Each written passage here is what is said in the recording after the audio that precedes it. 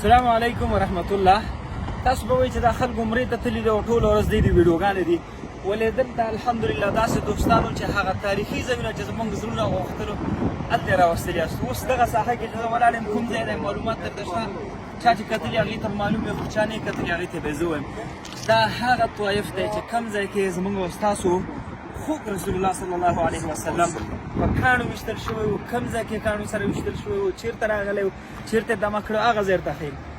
دغه هغه ساحه ده د دې غر نه نیول او تر هغه غره پورې دغه کومه ساحه چې تاسو ته معلومېږي هغه د طایف ساحه ده چې کله رسول الله صلی الله علیه وسلم د مکې نه راغی چې دې خلکو ته د اسلام دعوت ورکړي، نو دغه ساحې ته چې څنګه راځي مخکې له دې چې دلته راورسېږي د مکې مشرکینو یو کس دلته رالیږي، دې خلکو ته وایي چې داسې یو نفر به راځي زموږ ستاسو نیکونو دین به په ضد باندې دی او هغې به ضد تبلیغات وکړي او نوي نوي خبرې منځته راوړي دي. نو چې کله هم دا کس دلته راغی تاسو یې څه وکړئ، ښه استقبال یې وکړئ او استقبال یې په کاڼو په وهلو او په ځورولو وکړئ. چې کله رسول الله صلی الله علیه وسلم راځي د طایف خلکو ته چون دا ساحه زراعتي ساحه ده، اوس هم پکې تاسو بوټي وینئ، پکې ملۍ دي، پکې نعناع ده او دا شیان یې کري دلته موجود دي. کله دغه ساحې ته رسول الله صلی الله علیه وسلم راځي نو د طایف چې کوم معلومات دي دا چارچاپېره دی راټولېږي او رسول الله صلی الله علیه وسلم مخکې اچوي او په کاڼو باندې یې ولي، په تیږو یې ولي، دی هلته یې ولي چې هغه په مبارک بدن باندې وینې راځي، هغه بوټان یې هغه وخت هر څه چې و هغه یې خپو کړي، دغه وینې ټول راځي، هغه ډنډېږي. پوهېږې دغه ساحې ته چې کله پیغمبر صلی الله علیه وسلم راځي هغه بیا کوم ځای کې دمه کوي، دغه ځای دی دا ګوره اوس هغه مسجد دی، دا لاندې دا پنجرې دي چې چارپېره دي مسجد په شکل یې جوړ کړی، هغه ځای کې دغه صوفه چې ده دلته کېږي او زړه ته ډېر افسوس راځي او الله تعالی ته وایي چې یا الله څنګه دې یوازې پرېښودم. هغه خبرې دي چې کله کله سړی سیرت ولولي د انسان زړه واقعا درد وکړي چې هغه خپل امت لپاره څه غوښتل او څه یې غوښتي دي، امت ورسره په مقابل کې څه کړي. دلته راځي دمه وایي خو دې وخت کې یو صحابي مانه غالبا نوم له یاده وتی دی،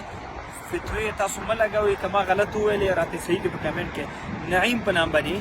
هغه صحابي راځي. هغه ځای هغه کنټینر چې تاسو ته ښکاري دا چاردیوالي شوي دغه هغه وخت کې د انګورو باغ و، دغه ځای نه انګور دا راشکوي او راوړي دلته رسول الله صلی الله علیه وسلم ته مخکې وږدي چې دا وخوره خیر دی خفه کېږه مه. او چې کله رسول الله صلی الله علیه وسلم هغه انګور خوري نو دې وخت کې بسم الله الرحمن الرحیم وایي او دا هم حیرانېږي چې دا کوم الفاظ ته وویلې، پس ته بیا دا کس هم مسلمانېږي. رسول الله صلی الله علیه وسلم دغه ساحه کې دلته آرام کړی بیا رښتیا دې وخت کې چې کله دا ډېر په عذاب شو، ډېر ودرېده، ډېر سخت ناامیده شو له دې خلکو د دې قوم نه، جبریل علیه السلام راځي ورته وایي چې یا رسول الله خالي یو امر وکړه،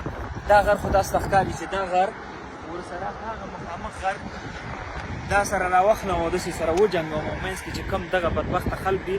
دا زه ټول درته ختم کړم او ټولې زرې زرې کړم. خو بیا هم نبي الرحمه وما ارسلناک الا رحمة للعالمین هغه ورته وایي چې خیر د دی نه پوهېږي